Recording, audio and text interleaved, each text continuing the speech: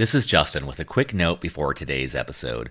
Beyond the Uniform is committed to helping military veterans succeed in their civilian career. In order to further our mission, we're launching a 2018 pledge drive. But rather than asking for donations, we're asking for reviews.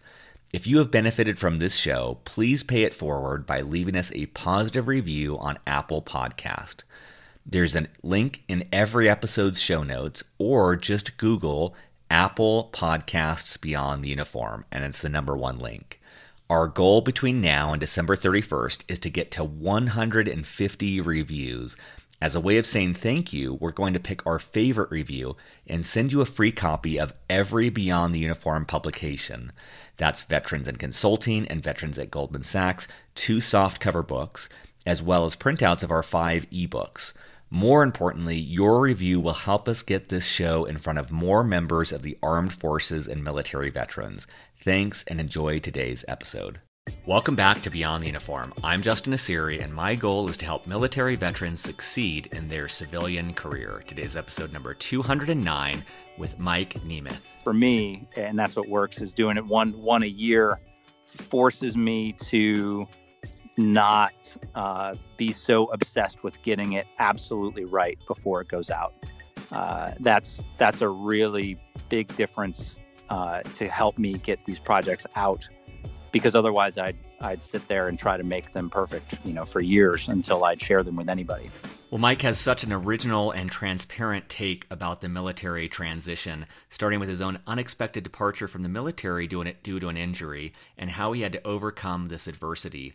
In this episode, we talk about the importance of having a side hustle and how Mike has published 9 books, one of which was the number 1 book on Amazon's military section, as he also had the number 6 at a time as well. We talk about entrepreneurship and all the things that you never hear entrepreneurs talk about. And we talk about avoiding a comparative mindset and all the pitfalls that leads to.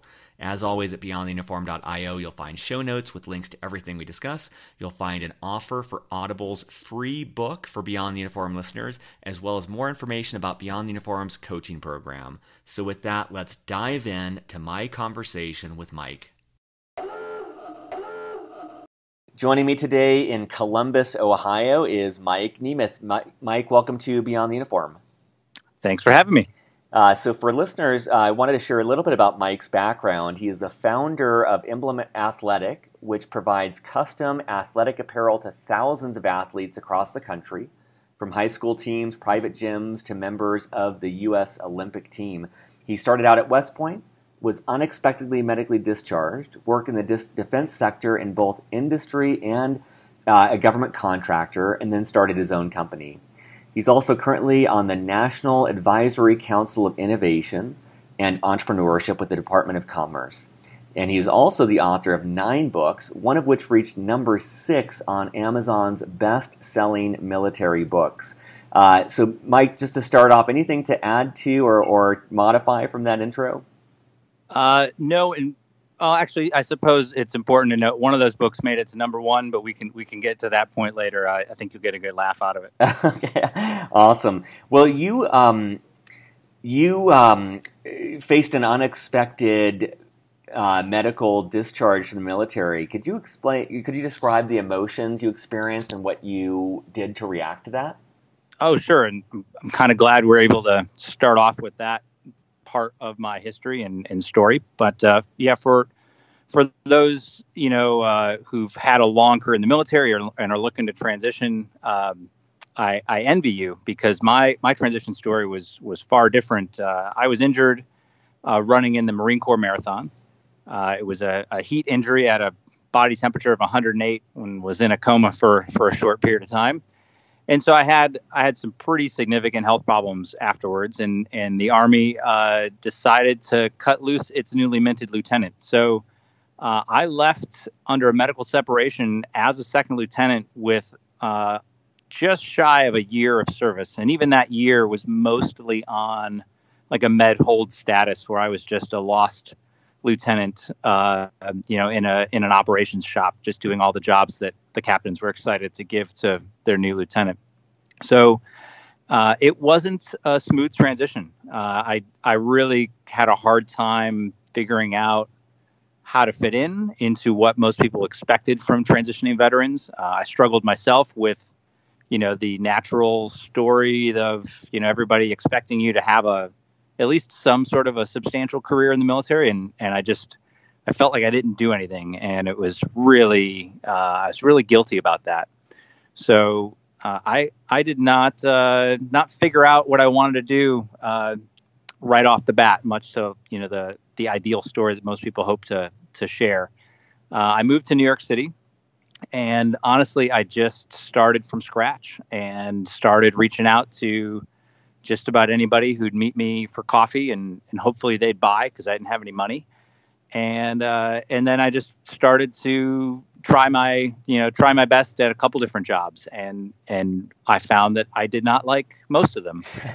So it's tough. It was really tough to kind of transition as the undistinguished military career, and so I hope there's a couple people out there listening who maybe are in that same position where it's not their ideal time to be transitioning and their hand is sort of being forced, and just like to tell them that eventually that they'll find their way, and that you can't really rush the process sometimes as much as you'd like. And I've had a couple guests on the show that had a similar unexpected departure from the military, and it seems like one of the big challenges there is that your peer set of all these people who would have gone through the transition either at the same time as you or before you, they just don't exist, and so you're really That's right. left on your own to forge your own way. And I love that sense of just kind of you're trying different jobs and realizing a lot of them weren't good fits, but that's probably one of the only ways to really do it is to give it a try and see if it matches your personality and aspirations, and if not, to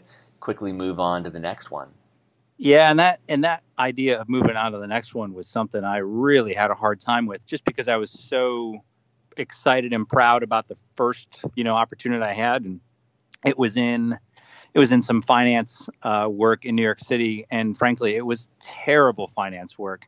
And as I started working and getting to know some other people in town, they'd say, "You got to leave your job. That's a terrible job." And it was like literally like door to door sales. But they convinced me I was some fancy private wealth manager kind of thing. But I had a hard time leaving it because I thought, well, I don't quit, right? Like I'm going to make this work, and I stayed there way too long. And that's something that is a tough thing to convince yourself on your own that maybe you made a bad choice and maybe it's time to quit and move on. There's nothing wrong with that. Yeah, I think about that sometimes. I think either the service academy or the military, it instills this sense of perseverance and tenacity that I think is great and admirable.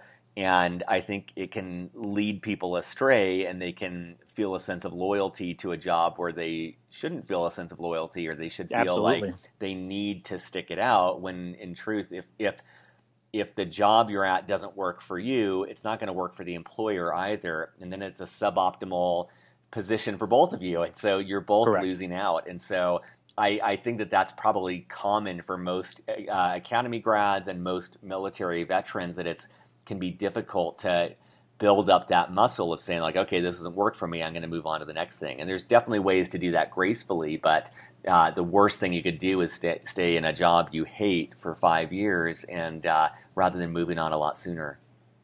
Exactly. Yeah, it's tough to say I quit, but if you really look at the value it brings to everybody involved, and you reframe it around that perspective, you're really doing everybody a good favor. And you also run a pretty large alumni newsletter. Could you talk about how that came about and what role that has played in your entrepreneurial ventures?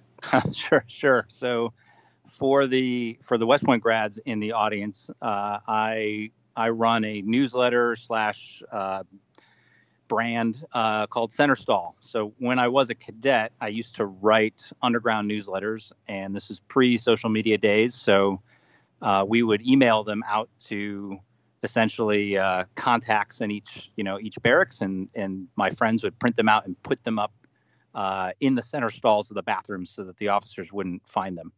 So I had a nice little distro of emails, and this is 2002, 2003 era. When I was medically separated, I was angry and bitter and wanted nothing to do with West Point or the military for a good couple of years.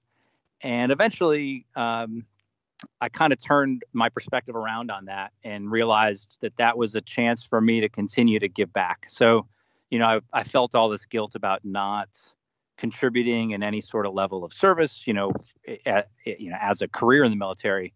But I still had a nice audience of people that were asking me like, "Hey, are you going to do a new joke or a new video or a new something?" And so I picked it back up, and it's a great creative outlet for me. And honestly, the connections into the entrepreneur space, it just helps me meet a ton of people. So I've really gained some friends and mentors just from somebody reaching out to me saying, "Hey, I really appreciated your work," or vice versa. Me reaching out to somebody interested in what they're doing, and they're like, "Oh, by the way, I've seen one of your videos, or I've read one of your books," or something like that. So it's a really meaningful thing for me, and something I plan on continuing to do, honestly, for the rest of my life. One thing that came up for me when I was thinking about this is that in a lot of these interviews, guests have talked about when they first got out of the military, they viewed networking as this slimy type of thing. And on the flip side, most of the people I've had on the show found at least one job in their career through their network and through people they know. And I'm just kind of curious if you have any advice especially for people on active duty, of how they might approach networking in a way that feels authentic and doesn't feel like something contrary to their values. Yep. No, and I struggled with that so much, and I still do. But early on, I really had a hard time with it. I just didn't want to. I didn't want to bother anybody. I didn't want to be a nuisance. I didn't want to, waste their time. And if you really take a different approach to it and be genuine and authentic and want to help other people, as well as being very transparent with asking for what you need help with, it completely changes the script. And so I'd say, I mean, honestly, we're talking today because of a great networking story. One of the first guys I met with in New York City is a guy named Jerry O'Donnell. He's West Point class of early 90s, I think. Total cold email back in the day. This is, before LinkedIn or anything like that. And I just asked him, I was like, "Hey, I don't know anything about what you do. Could I come by and learn, or could you get me a coffee? Could we meet up for coffee?" Hint, get me coffee, because I was broke.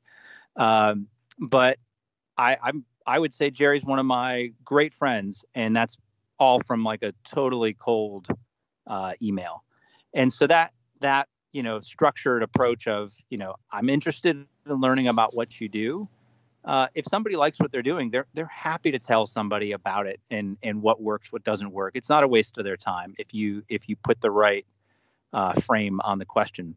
But the other side of it is, make sure it's worthwhile and meaningful. Right? If you don't have any interest in what they're doing and you just are like, "Oh, this person seems successful, and I just want to get 10 minutes of their time," people will see right through that. So have some real interest in what you're trying to learn.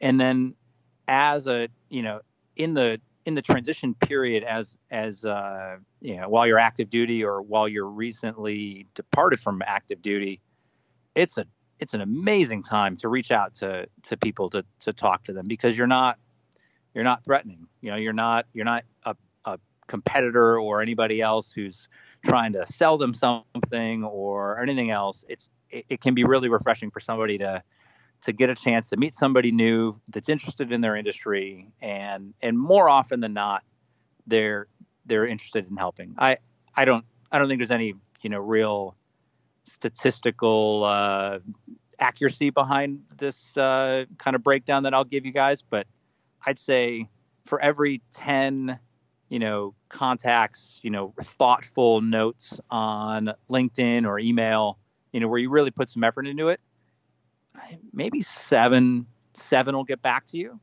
and that's pretty good. You know, as compared to most other outreaches. And out of those 7, maybe 3 of them will end up being really meaningful conversations, and that's pretty good. You can't do much better than that.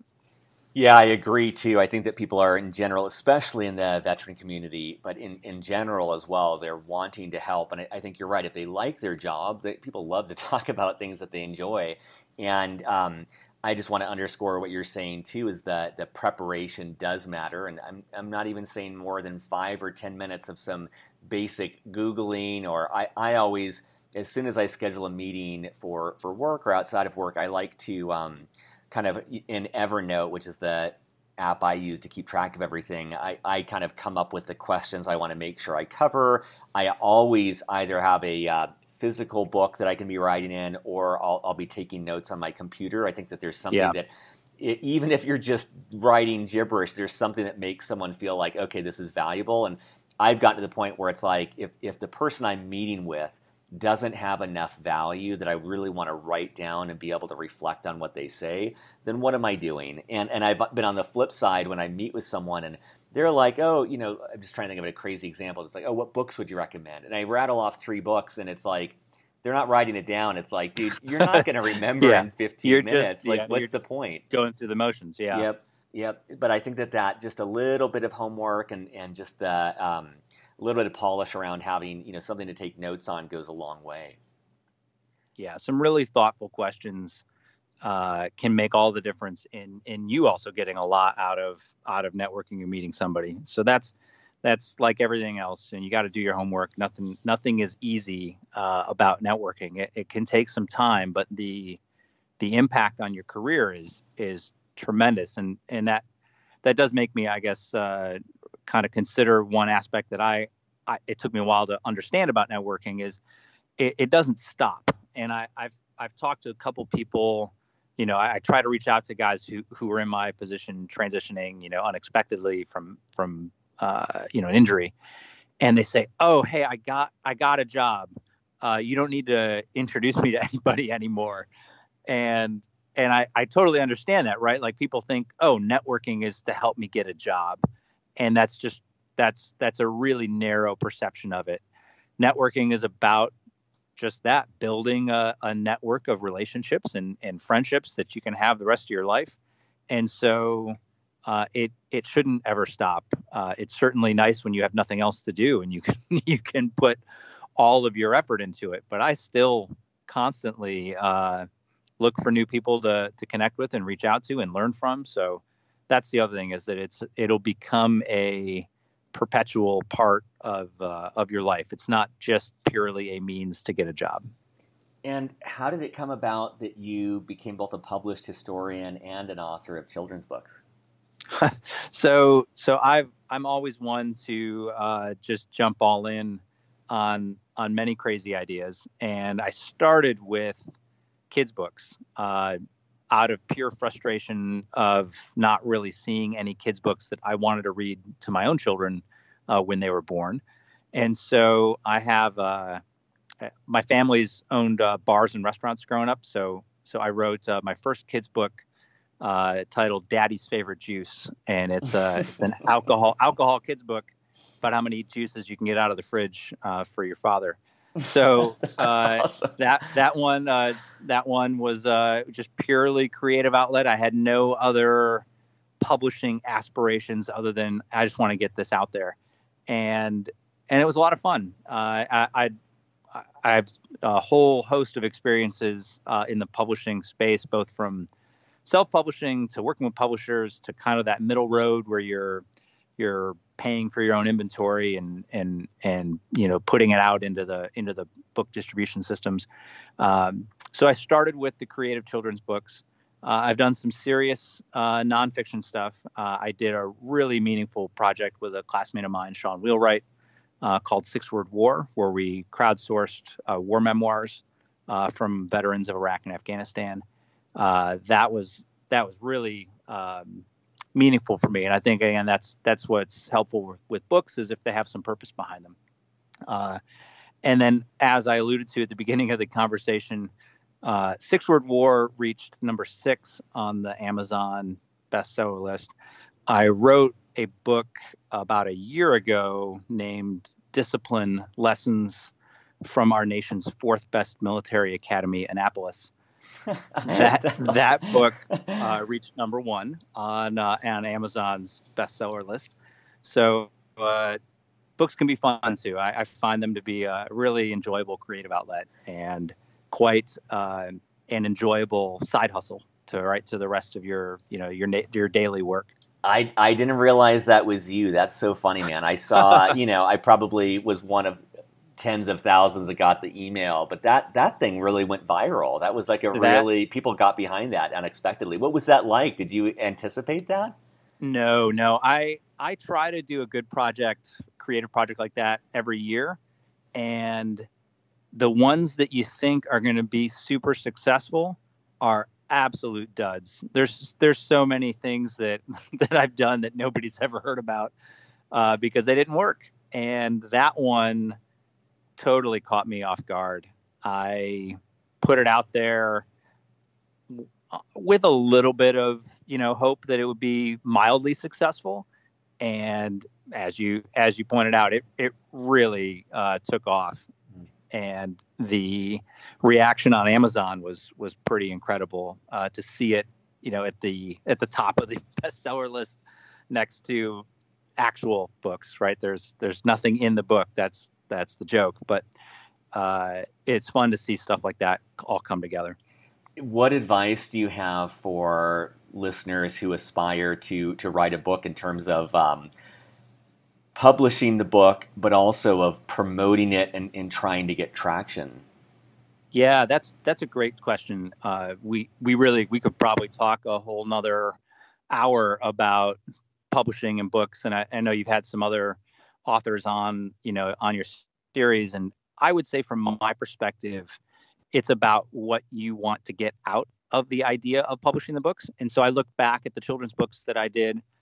I was doing those for me. I didn't want them or need them to be bestsellers. And there's so many opportunities to control every aspect of it from design to distribution and not have to wait on publishers.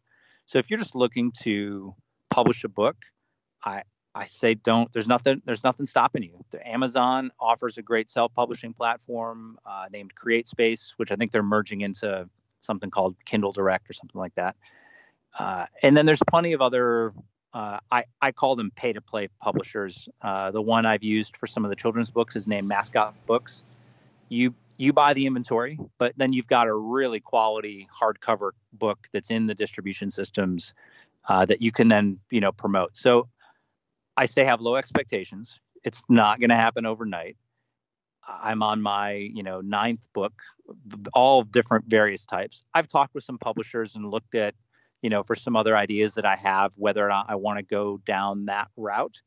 But I don't think it's anything for me that I want to make the full-time effort for what I'm trying to accomplish in life. So I enjoy it as a side hustle.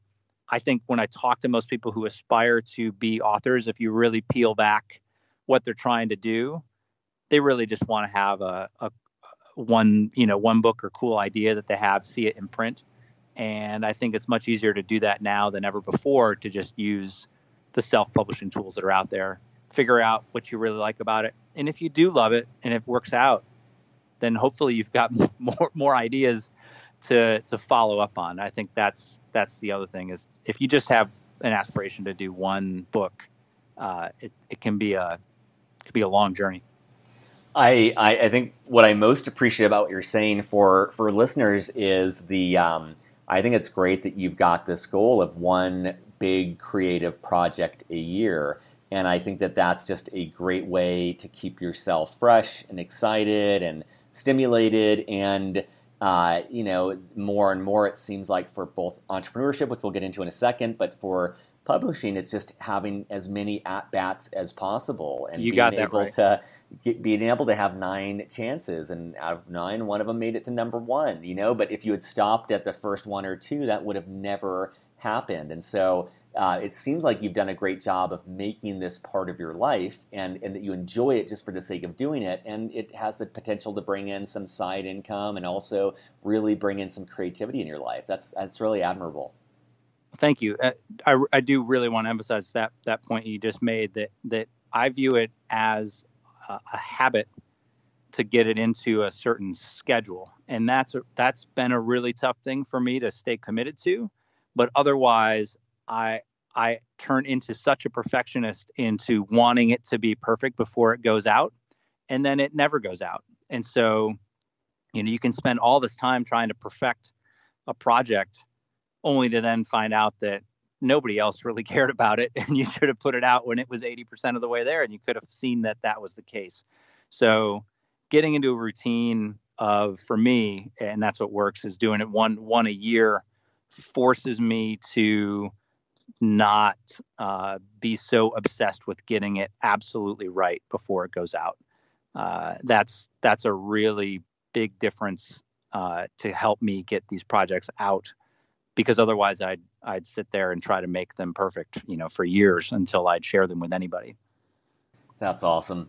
And that probably dovetails pretty well into just asking you about entrepreneurship, because you've Sure. started several different ventures: Academy Casual, S3 Ventures, Emblematic Athletic.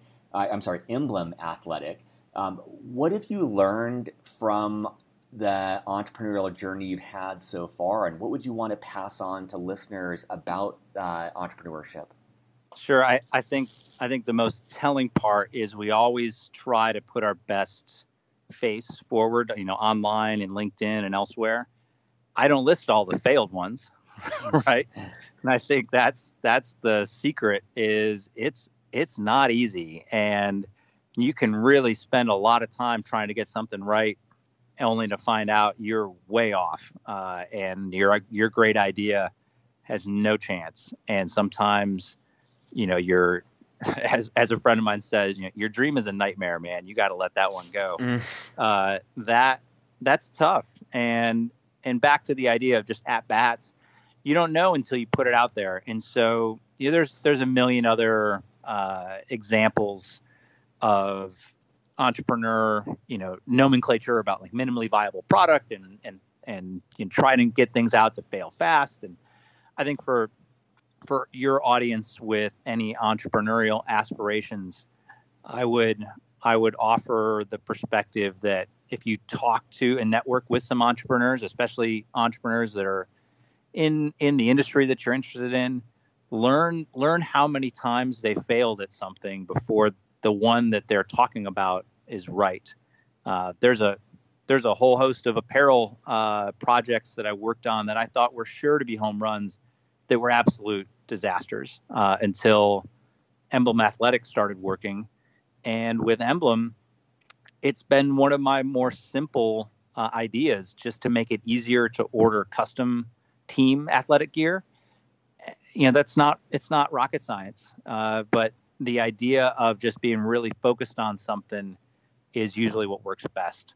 I've had some other really complicated ideas. I spent a lot of years in the defense technology space and came across a ton of people and ton of colleagues that wanted to start these really complicated projects, and those are always doomed to failure unless you got a ton of cash to burn through for the next 5 years while you figure it out. So I'd say trying to get things out there is the easiest way to get started, and to be realistic about how long it takes to make it work. And so specifically for somebody transitioning out of the military, this isn't the most popular opinion, but I don't think it's best to immediately become the entrepreneur straight from service, because sometimes it's helpful to get some perspective of how an industry works and how companies work. And so it can be, in my opinion, a better path to success if you work someplace, get some experience there while you're starting the entrepreneur effort as a side hustle, in your night and weekend time. I love it. I love everything that you just said, and I have experienced that from my 9 years in entrepreneurship as well. Like that, one of the mantras that I have is that everything takes 10 times longer and is 10 times more expensive than you expect. And it's just I mean, that, at least for me, if it goes well. yeah, if it goes well, and it's like every little detail. It's like you make a list of 10 things. Oh, I'm going to start my company today. I need to incorporate. Okay, assume 10 times longer and 10 times more money. I need to find a co-founder. 10 times longer, 10 times more expensive than you think. It's just every little detail takes so much. And getting back to that central premise of having as many at-bats as possible, that's one of the things I always get wary of in talking to first-time entrepreneurs. It's like, man, you just spent $10,000 on a domain name, right? And the company may change, and if that, if you're a millionaire, great. But if $10,000 is a meaningful amount of money, you're limiting the chances that you're going to have more at bats, because maybe this idea sucks, maybe it fails within 3 months. That's not catastrophic. But what could be catastrophic is if you really want to do this and you don't have another year to figure out the next idea and give that a go. And so I love that thought of, and I also echo what you said. I think that there are definitely success stories where someone goes straight from the military into entrepreneurship. I think that just statistically, I think having the chance to learn on someone else's dime and kind of de-risk your own venture by figuring out different aspects and just learning different basic pieces of business, and also building up more of a financial buffer so that you've got that leeway to have some scars, to have some mistakes, and not have that be, I've talked with people where they're like, yeah, I've got 3 months to get this company up and going. And like, man, that's a tremendous amount of pressure to put on yourself. And that's not a common way to do it. And, yeah, and there's one other thing you said that I'm blanking on now, but maybe it'll come to me later. But yep. I'll just add in a few more notes since we're on this on the same topic, and that's the aspect of feedback and trying to get people to tell you, hey, does this work? Do you like this? You can't ask only your friends and family, because they're going to be too nice to you and tell you that it's a great idea. Yep. And that can give you a false sense of, success and optimism. And for my projects, particularly the most recent one with Emblem Athletic, I did not try to show my inner circle of peers and friends our product until I'd seen it work with absolute strangers. That's how I knew that this one was working well. Was we were getting traction with people who didn't know me, and that was a really powerful indicator that it was working. Because if somebody knows you, they're going to give you the benefit of the doubt and chance and try it out and listen to you. And again, that can get you in a tough spot where you think, oh, this thing's going to be a home run, and then all of a sudden you kind of tap out your circle of friends. And then you find out no one else really cares about the product. I used to, so I took a class when I was in business school at the Stanford Design School, and one of the things that they have this concept of rapid prototyping that people have probably heard on the show before, but I would go to Walmart. That was the great equalizer. I'd go to Walmart, I'd wear like a Stanford hat and make myself the non-threatening student. I'd have a clipboard and a name tag, and I would just stop random people and be like, hey, I'm doing a project on this. I'm wondering about what you think of this, and just getting such a wide variety of people. And I think that piece around getting away from your friends and family, it's not just that because they care about you, they don't want to hurt your feelings, they're not going to give you right advice, but they're probably in the same demographic that you are in. And so getting outside opinions from people who make more money and less money, and people who have different social backgrounds, it's just really nice to get out of that echo chamber to really kick the tires on the idea. And ideally, you do that before you even start the venture. A good friend of mine from business school started this company called Man Crates. They send these wooden boxes, like a crate that you pry open with a crowbar, and inside is like booze and video games. It's like a great guy's gift. Yeah. But when he started that, he actually ran ads for Man Crates. People would actually purchase it and then immediately would say, sorry, we're out of stock. And then he would call them on the phone. He's like, hey, I'm so sorry. The product doesn't actually exist. Can I ask you 5 questions? Yeah. And so Why did you trust this out the gate? yeah, Yeah. exactly. And he learned so much before he sunk a single penny into that Yeah. business. And I think that's such a Yeah. great That's approach. an awesome story. Yep. I'll echo that same point of people spending all this money on, design of a website or filing for their LLC and all this other stuff. I'm like, you guys don't even know if it's going to work yet. You can figure all that stuff out later after you get some sales. So just get out there and try it, and then decide. And the thing that I had thought of earlier that you said is I just really appreciated how you talked about having the side hustle, and you personify this in the way that you're writing these books, and you've always got something going on. But more and more, and this might be the scars of entrepreneurship speaking, but when I talk to aspiring entrepreneurs who are at another job and the job is okay, it's almost the sense of like, man, start that job on nights and weekends. And if it's, I kind of deal mostly with software, so it's like, hey, if you start to make $1,000 a month or maybe $2,000 a month recurring revenue, at that point think of jumping off. But until then, do it on nights and weekends. And the times that the person is unwilling to spend the nights and weekends, it's almost like a question of commitment of like, man, if you can't work on this in the nooks and crannies of your life, you might not have you might not be in a position in life right now to start a company because it's so all encompassing, and you can de-risk it and let it grow without pressure if you can do it while you're earning a paycheck somewhere else and learning skills that you can apply to that business. Yeah, there's somehow this myth that being your own boss gives you all this free time. Yep. But I just can't overemphasize that if you really enjoy watching TV shows and playing video games and all these other passive pastimes, entrepreneurship is not a good fit for you. Yep. The idea now these days, Emblem Athletic is a global operation. I've got suppliers overseas making our products every day, and so my daily routine. Now, mind you, it's a busy day. I, with rare exception, start out with fitness in the morning, and that's been a routine I've gotten back into over the last year, which has made a world of difference in my health and effectiveness throughout the day. So I start the day with fitness, and then it's all day. It is nonstop. I've got 2 kids, so I come home.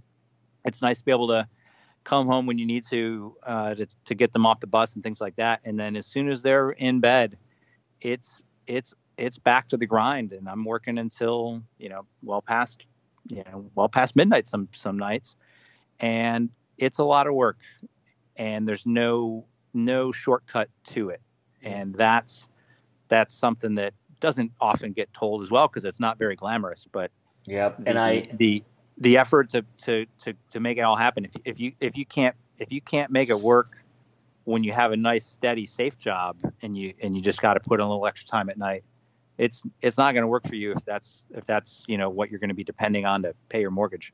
And I love that you're saying that you're getting back into exercising. I feel like the number one thing I would want any entrepreneur to know is that the importance of that self-care. And for me, I met my wife maybe four years into my first company, and I was probably 20 pounds overweight, if not more, and just in awful shape, financially irresponsible. Like everything was out of whack in the spirit of being 100% focused on my startup. And as I started to exercise and eat healthy and manage my finances, the company improved dramatically because I was in a better spot rather than just running on fumes. And it's something that's important for me to let entrepreneurs know because there's so much luck involved in success or failure, but if you can treat yourself kindly and take care of yourself, you increase the probability of succeeding because you're in a good headspace rather than white knuckling it and trying to make it succeed. And then, back to that concept again of at bats. If you run the company and it doesn't go well, if you're fried and you never want to do entrepreneurship again, you're just minimizing the chances that you eventually hit it out of the park because, you go and take a job and you're like, I'm never doing that again. But if you can find some way to make it somewhat sustainable where you can take care of yourself in some way, you again give yourself more chances of being able to do this over and over again. And one of those times, maybe you have that critical combination of both luck, skill, and perseverance. Yeah, for your listeners out there that if they're all caught up on all of your episodes and they're looking for other things to listen to, I highly recommend Shoe Dog, the autobiography of the Nike founder. It is the most realistic depiction that I've seen because so many business books are just about the glorified strategy that somehow saved the day or things like that. This book, it made me laugh so hard. And I also felt so much better about my business because Nike was a hot mess for 20 years. Yep. And the takeaways for me is that, the founder, Phil, was in the middle of just crisis after disaster after crisis. And he always found time to go for a long run every day. Clearing your head I try to make my workout the hardest part of my day, so the rest of the day is easy compared to kind of the effort that I put in at the start of the day. I absolutely agree with that. I loved Shoe Dog. I actually did the audiobook and listened to it while running, which is an incredible combination. And for listeners, I'll add in the show notes not only Shoe Dog, but Audible gives Beyond the Uniform listeners a free audiobook, no commitment beyond that.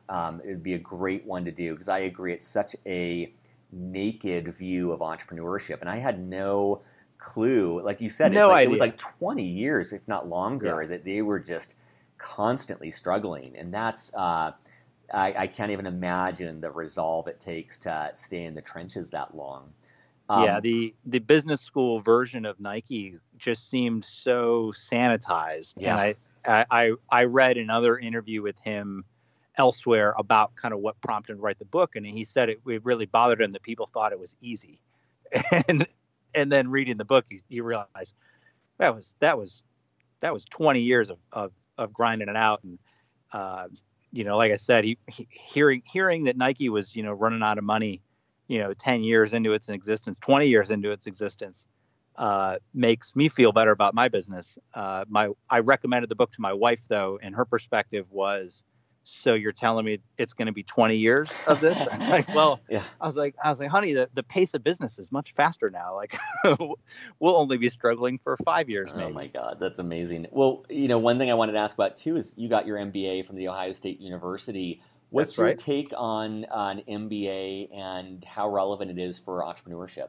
Oh, great question. So my path to MBA program at Fisher was from Sikorsky. So I was working at Sikorsky in the engineering side of things, and I really wanted to get into the business side, but I just wasn't qualified.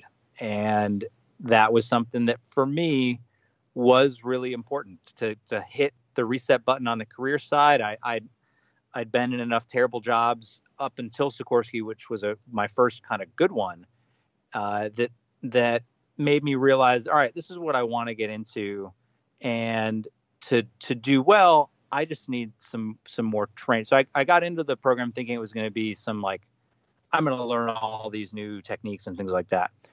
Back to the networking side, it was really nice to build a network of people outside of my military network. That was really the only network I had up until the MBA program at Fisher. And so to me, it was great to round out where I had friendships and relationships with, complementary to my military network.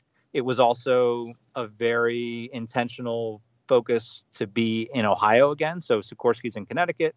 My wife and I decided to move back to Ohio. We're both from Cleveland originally. So if you're going to go to a school, for me, the idea of going to a school just for its name and ranking is great if that's where you want to be. But I think if you really look at where alumni groups are and if you know where you want to be in the long term, where you want to raise a family, and you choose to go to a graduate school, go to the one where you live. It's kind of simple to me. So I was very happy with the program at Fisher. Great experience to get back into that mode of being able to approach absolutely anybody and say, hey, I'm a student. I want to learn about, this or that. So I found it valuable. I know that others are really set on a career that doesn't involve any additional school. And so for them, yeah, it's not an essential part for anybody, but especially if you want to be an entrepreneur, I really do think it does help give you some perspective and a greater network to give you the extra resources that you're going to need to succeed. And I know we're running short on time, but I want to make sure we talked about the work that you do with the National Advisory Council on Innovation and Entrepreneurship. What would you want listeners to know about this group, and what has your involvement been like? Yeah, it's an all volunteer group that's in its third iteration, and they take, I think there's maybe about 30 of us in the group, and we serve as perspective and advice on what it's like in the front lines of innovation and entrepreneurship. So my background before having the apparel company was in defense entrepreneurship in the SBIR government grant world. We had a couple companies that were very involved in that space, and that's always a space to me it's an interesting one from an entrepreneurship perspective because of the long sales cycles and the difficulty it can be to fundraise in that space because of the lack of exit opportunities. And so the Commerce Department is always interested in ways to help make America more competitive. And it's been a really awesome experience for me to get a chance to kind of go behind the curtain a little bit and see how some of the policy is made. The group that I'm in was selected by the previous administration and then has served through this current one.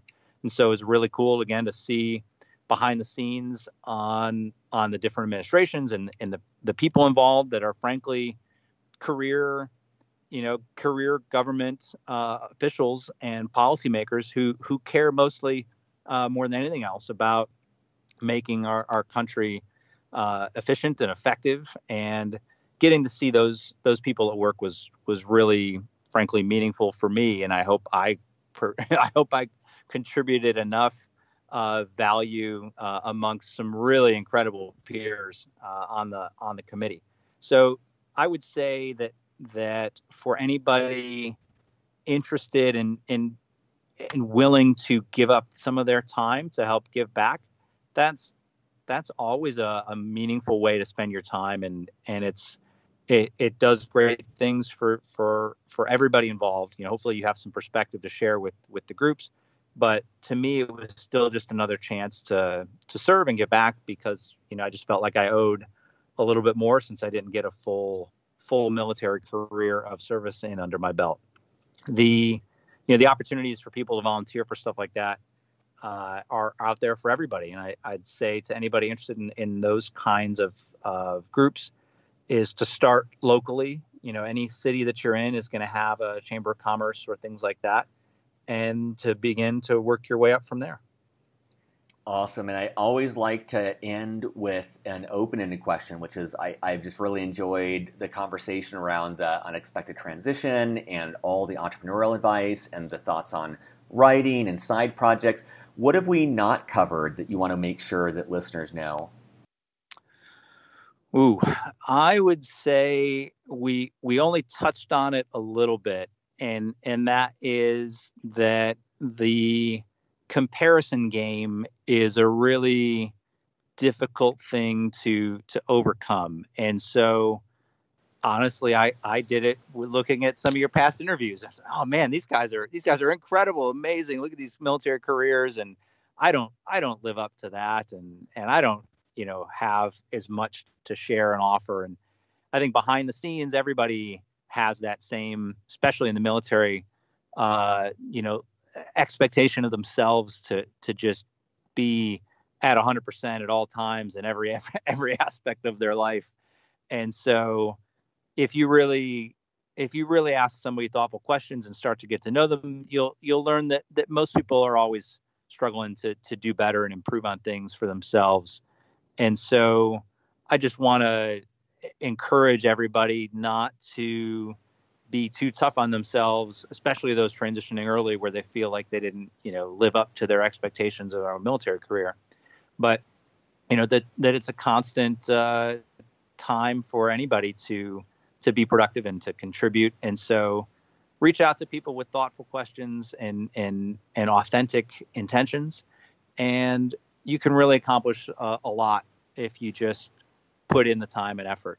So that's a little bit of, again, what I want to emphasize is that it's easy to look at people's LinkedIn profiles and think they've done it all and they haven't had any challenges, but that's very rarely the truth.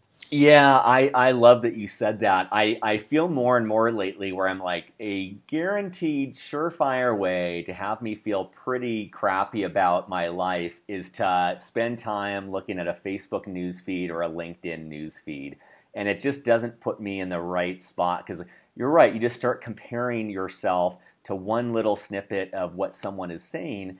And it's just, at least for me, it doesn't bring out the best. And that comparison thing, I think, is really tough. I think that's something that most people struggle with and no one talks about, which is why I really respect you bringing it up, because I think that there's a part of all of us that it's very easy to start comparing one tiny aspect of our life with a tiny aspect of someone else's life. And the more that I try and just stay in my own swim lane and just do what I'm doing and pay more attention to my own intuition about what I need uniquely for my life, that leads to a lot of happiness and satisfaction and pride. But the moment I start to drift out of my lane and start thinking like, oh, dude, that guy just got a Tesla. What's going on over there? And then you start in this spiral that it just doesn't put me in a spot of creativity or productivity. It's just a little rain cloud above my head, and no one wins, certainly not me. So I think that's so great. I don't think anyone's ever brought that up on the show before, but I think that that's something no one talks about, but I'm betting most listeners will relate to, if not all of them. And so I appreciate your sharing that. You bet. I suppose I can double down now, and I'll commit to between today when we're having this interview and when this goes up, I'll add a couple of my failures in on my LinkedIn profile just so that when somebody comes and checks me out, they can be like, "Oh, that was a total dumpster fire then, huh?" Because that's awesome. Now that I have the freedom to do that since I'm all in on the entrepreneur side. I don't need to worry about my next performance review or anything else. So yeah, you've inspired me to do that. I'll chip in a little bit of perspective on my public facade. That's great. To support this. That's great. Well, for listeners, in the show notes for this episode, you'll find links to everything we discussed. You'll find links to Centerstall, to Emblem Athletic. You'll find Academy Casual, all of Mike's different books, as well as a link to his profile on LinkedIn, where you can hold him accountable by checking him out and seeing if he's added that. But Mike, it was awesome talking with you, and I appreciate your time today. You bet. Thanks so much, man. Surface.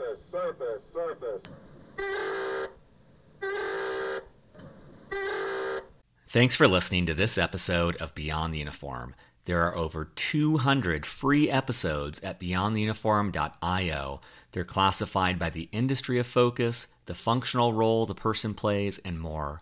Beyond the Uniform is hosted, produced, and edited by me, Justin Asiri. Our Director of Outreach, responsible for sponsorship and guest episodes, is Steve Bain.